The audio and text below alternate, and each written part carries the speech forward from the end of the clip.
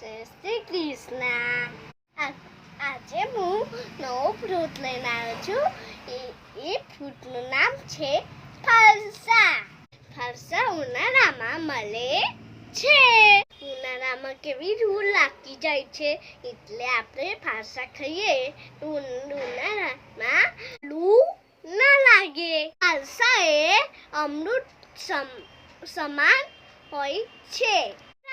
આ દહીઓ મને થઈ ગઈ છે ને, એટલે હું ફરસા ખાઉં છું. આ ફરસા પેટની ખરાબી હોય ને એને નાશ કરે છે. ફરસા બહુ જાંબલી કલરના હોય છે. દેખો હું કેવા ખાઉં છું. દેખો મજા આવી. યમી લાગી. જય શ્રી કૃષ્ણ. આજે હું ફરસાની મોજ કરું છું. દેખો હું કેવી રીતે કહું છું. દેખો મજા આવી.